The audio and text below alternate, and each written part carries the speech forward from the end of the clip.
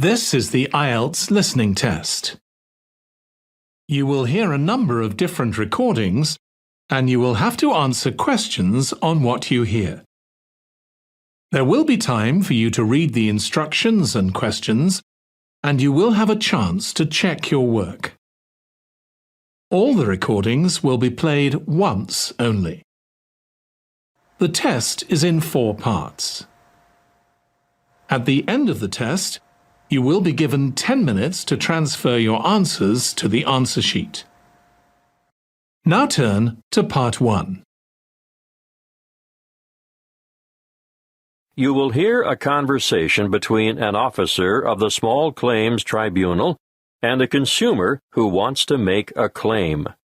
First, you have some time to look at questions 1 to 6.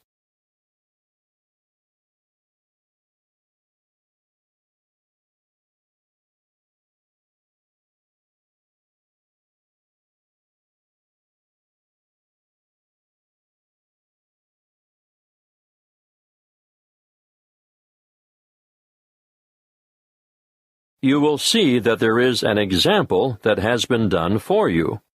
On this occasion, only the conversation relating to this will be played first. Good afternoon. How can I help you? Good afternoon. I'd like to lodge a claim.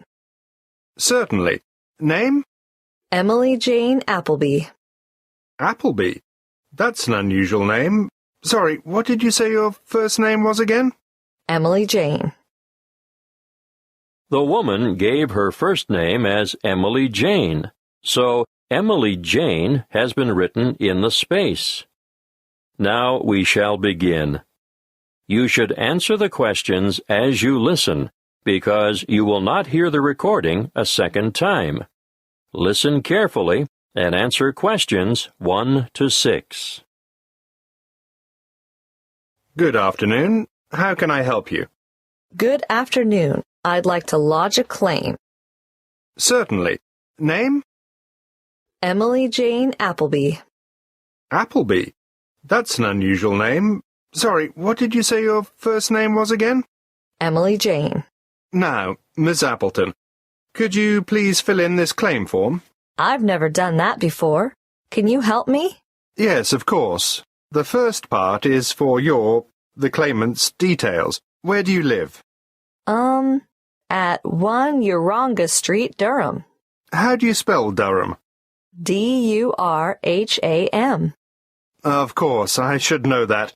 But it's just one of those names that sounds quite different from the way you spell it. It is confusing. I've seen it spelt with 2 R's. And what's the postcode for Durham?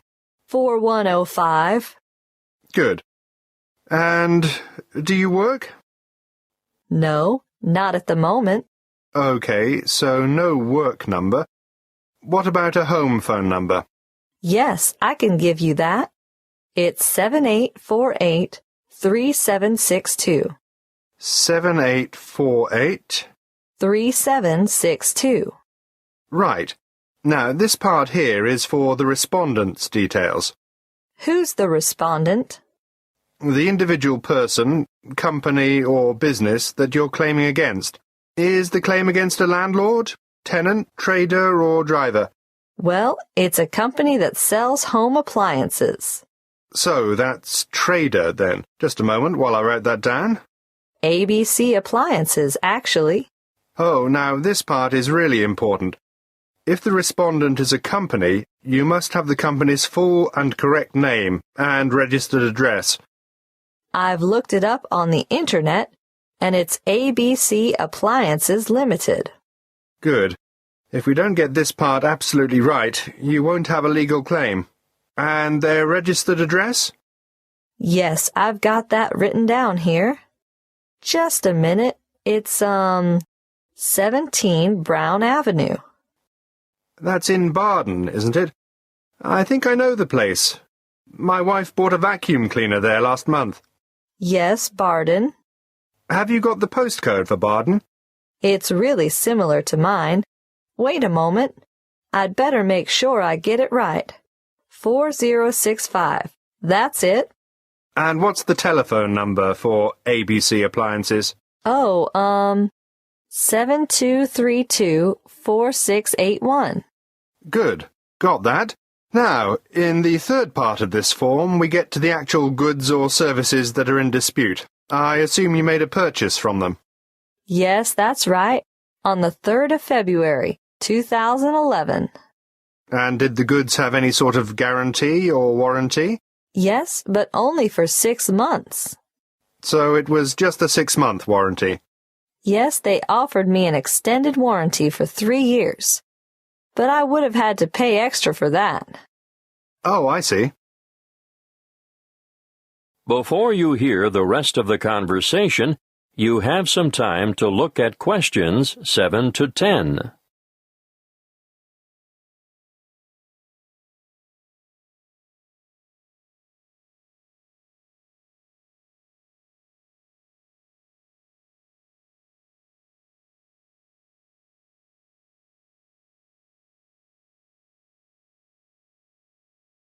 Now listen and answer questions 7 to 10. You'll need to give a full description of the goods involved, the nature of the defect or fault, and any other relevant particulars. So, tell me, what did you buy? I bought a washing machine.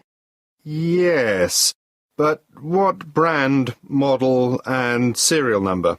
The brand name was Mallard, and it was the Whisper model. Serial number, just a moment. I've got the warranty papers in my bag. Yes, here it is. Serial number XY303. Great. Now I need to know how much you agreed to pay. It cost £1,000. Did you trade in your old machine? Yes, as a matter of fact, I did. Okay. Now, what were you given for the trade-in? £250. So, in actual fact, the purchase price you agreed on was £750. That's right. And they delivered the goods 2 days later, on the 5th of March, and picked up the trade-in at the same time. Now, think carefully about this next question. What did the respondents say about the quality of the goods, or the way they would perform? The salesman who served me at the appliance shop said, "The Mallard Whisper model has a much shorter cycle, so it uses less power. Oh," and he added, "and it will also use less water." Is that true? Well, partly.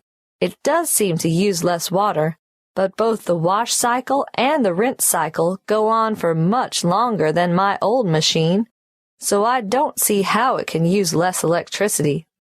But the sales assistant also said, "This model is whisper quiet." And is it? No, not at all. It's so noisy we can't hear the television in the next room.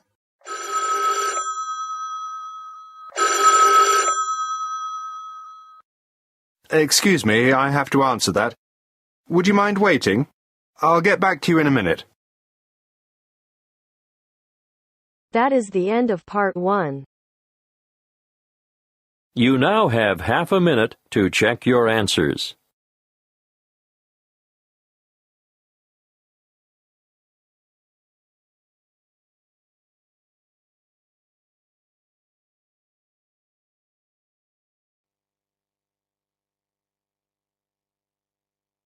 Now turns to part 2.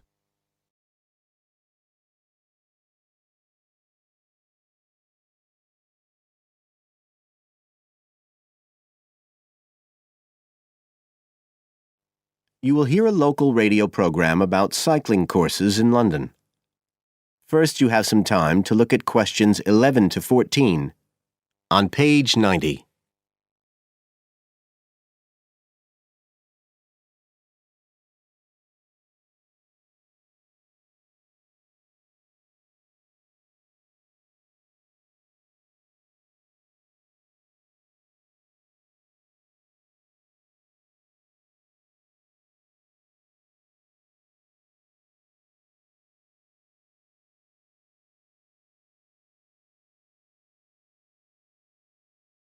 Now listen carefully and answer questions 11 to 14. There's been a great deal of interest lately in encouraging people to use bicycles instead of cars as a means of transport. But not everyone is confident about riding a bike at the best of times, let alone in the middle of a city like London. Jack Hayes is a professional trainer who works for a London-based company, City Cyclist, which provides cycle training for the public. What exactly does City Cyclist do, Jack? Well, our basic purpose is to promote cycling as a sustainable form of transport. We believe the best way to promote cycling is to teach people to use their bikes safely and with confidence. In European countries, people all learned from their parents, and they also learned in school. And when I tell them I teach people to ride bikes, they laugh. They think it's crazy. But here in London, it's completely different. You're approaching the point where a whole generation of people have grown up not being allowed by their parents to cycle because it was considered to be getting too dangerous. And so, in turn, they can't teach their children. We believe in realistic training. So if someone wants to use a bike regularly, say to get to work or school, we aim to train them by teaching them to ride on the actual roads they'll use, so they can develop the basic skills they need and build up their confidence that way. At City Cyclist, we believe cycling's for everyone, no matter what age or level of ability or mobility. We do complete beginners and also advanced courses. That's for urban cyclists who want to deal with things like riding in streets with complicated intersections and things like that. We don't promote the use of personal protective equipment for cyclists, and we endorse the policy of the European Cyclists Federation that parents should be allowed to make an informed choice as to whether or not their child wears a helmet. We believe the key to safe cycling is assertiveness, taking your place on the road. This has to be instilled right from the beginning. Assertive road positioning and behaviour is the key to safe cycling in congested urban environments. Some people are surprised that we don't promote the segregation of cyclists from motorised traffic, but we don't think that's practical in all urban environments. Instead, we teach people to use as much road space as they need to travel safely and effectively. You now have some time to look at questions 15 to 20 on page 91.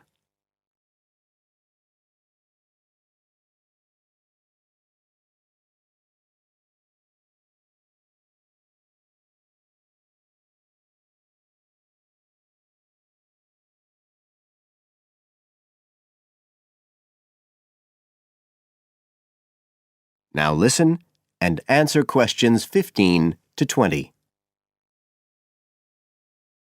Now, as well as courses for individuals, City Cyclist provides a number of services for organisations. For example, we can deliver fun, safe cycle training activities at schools, arranging courses so that the disruption of curriculum time is kept to a minimum. As well as this, in order to promote safe cycling, we have provided training courses for employees and staff of local councils. And we are also increasingly looking at developing training courses in companies in order to help employers work towards green transport plans by helping to increase the number of staff cycling to work. Right, so that's a brief summary of what we do.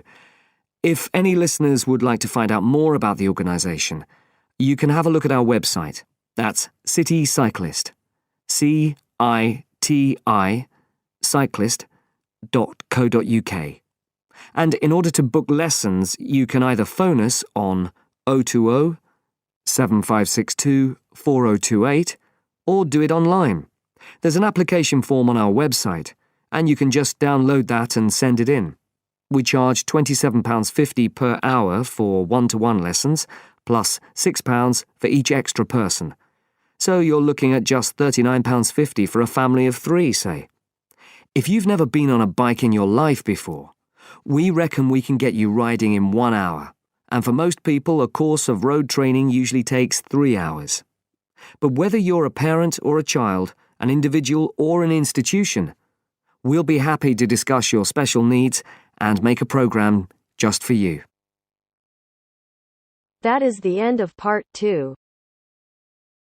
You now have half a minute to check your answers.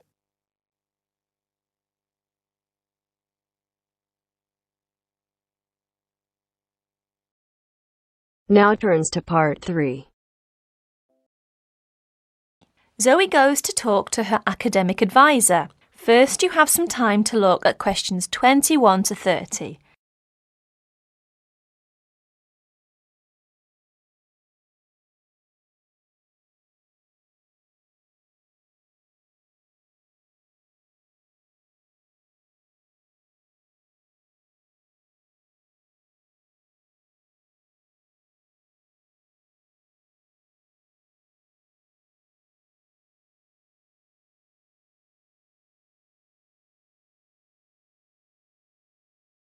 Now, listen carefully to the conversation between Zoe and her advisor and answer questions 21 to 30. How are you getting on, Zoe? Feeling at home yet?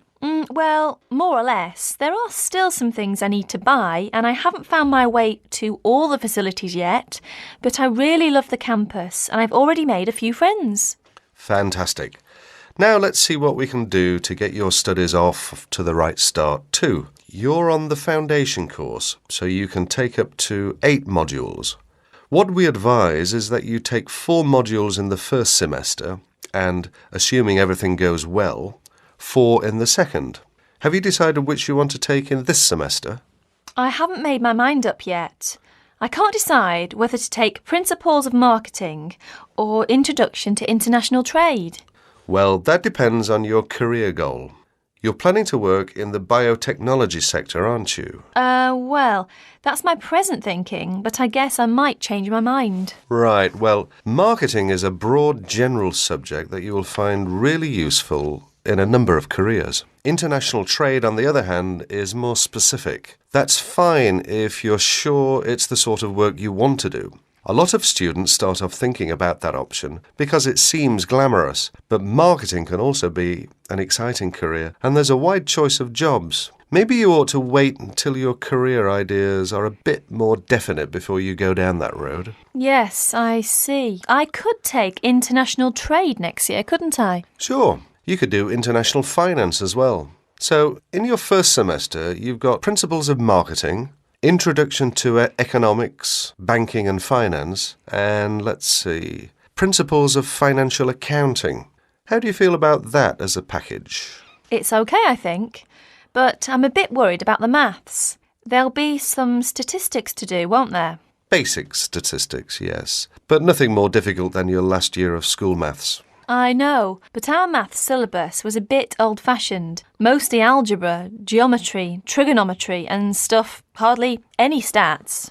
Right, well, it sounds as if you could do with the maths brush-up course. Can I arrange for you to attend just the classes on statistics, if you like? That'd be great. I didn't want to do the whole of maths again, but the stats classes would make me feel much more confident, thanks. Hang on a minute, there's one more thing. Your English. Now, you know you have to reach a satisfactory standard in English by the end of your first year to be allowed to go on to the main BSc course. Yeah, now I'm in an English-speaking environment and I have to speak English all the time. I'm sure I'll be all right. It certainly helps, but speaking isn't everything. You'll have to get your reading up to the standards where you can understand the books on your course reading list quickly. To get the information and ideas you need to write your essays. That means you have to develop a high level of comprehension skills. You'll never get through the course material if you try to read the books intensively from cover to cover. That's why our language skills development program gives you a series of graded academic texts to study and answer questions on a limited time. You'll probably find it hard at first, having to work against the clock without a dictionary. How can I improve my skimming and scanning skills? Good question. For that, you'll have to do a range of specially designed exercises. Sometimes these will be from a transparency, because it is often how the lecture material is presented. Sometimes I think I'll never learn all the vocabulary. English is such an enormous language. I know what you mean. English is the biggest language ever, at least 350,000 words. Even Winston Churchill only knew 60,000, so they say. But as an academic student, you can get a lot of help from the Academic Word List by Avril Coxhead.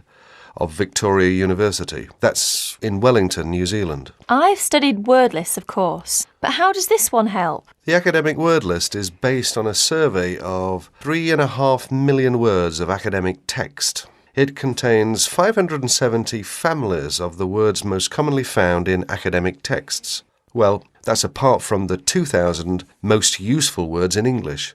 They come in a separate list. You can see copies of both in the library. You said word families. Do you mean words that are similar? In a way, yes. It means that all the different grammatical forms of a word are listed together, so you can see the nouns, verbs, adjectives, forms with prefixes and suffixes and so forth. It'll be clearer when you look at it. Anyway, Avril Coxhead gives you really great hints about how to learn the words, so it shouldn't be too daunting.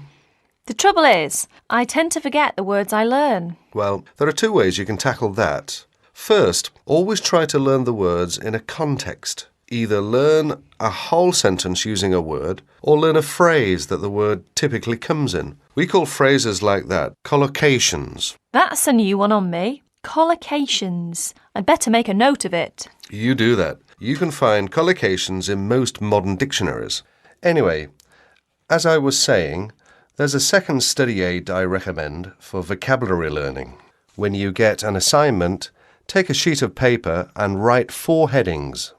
Words I can use, words I can recognise but can't use, words I'm not sure of, words I don't know. Don't bother with the simple words, of course. Then go back after 2 weeks and look at the list again. Can you move any of the words into a better column? That is the end of part 3. You now have half a minute to check your answers.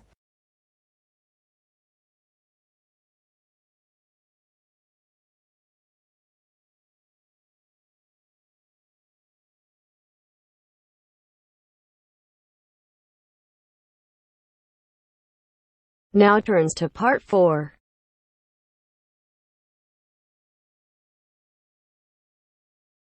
You will hear a tutor giving some business students instructions about a finance project. You now have 30 seconds to read questions 31 to 36.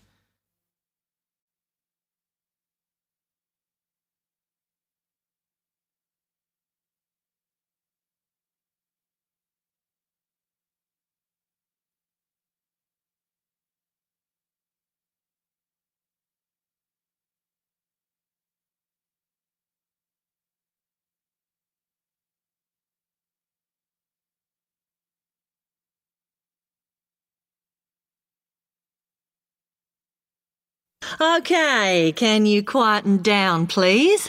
Now, today I'm going to talk to you about your assignment. We've been studying the effects of the exchange rate, so I'm going to give you a project to do on this. Right, can you make some notes while I'm talking? The first thing that I'd like you to do in order to prepare this is to select where you're interested in. I mean, which country, and therefore which currency you're going to be operating in. OK, now the purpose of the project is to make money, and I'm hoping some of you will make a significant amount. So, I want you to suppose that you have £100 that you will have to invest purely in the rises and falls of the exchange system. In other words, you'll be trying to predict rates.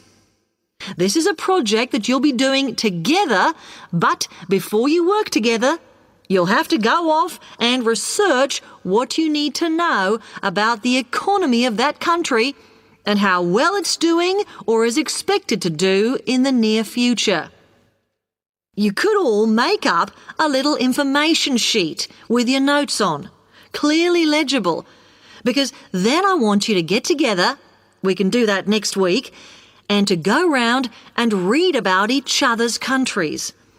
When you see how well or badly each country is doing, I want you to decide what your exchange rate is going to be against all the other currencies. After that is all sorted, what you're going to do is go round the other students and attempt to sell your money to the others. Remember, this will depend on the success of your country's economy and the rate you fixed for your currency. Now, you're not allowed to just swap currencies with each other, but you may wish to buy from the other countries. But you must do a proper transaction. All the way through this, you must keep your accounts properly for each transaction. I'll give you 1 week to do this, and then we will set a time for the deals to finish, a bit like the stock exchange. And at that point, I will ask you to calculate how much you have made. Is that clear? You now have 30 seconds to read questions 37 to 40.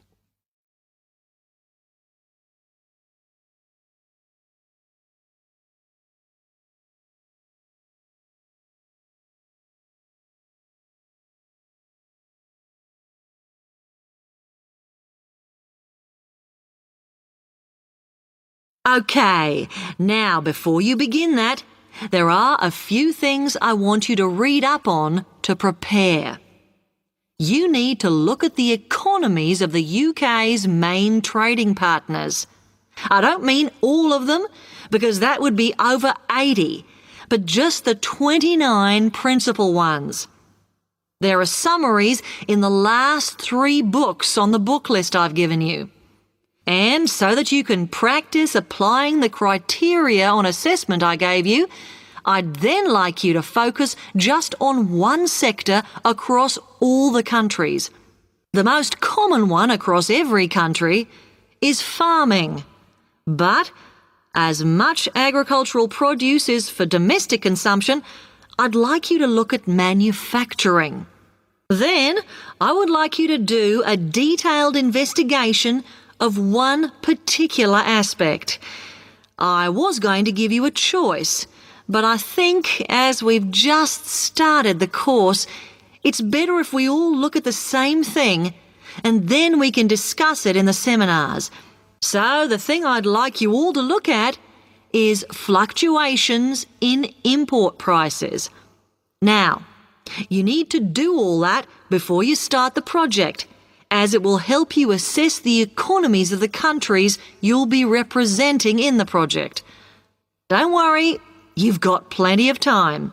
Exam week is December the 8th. Then it's the holidays until January the 6th, so I don't need the project in till February the 5th. Is that okay? Now, any questions on this? That is the end of part 4.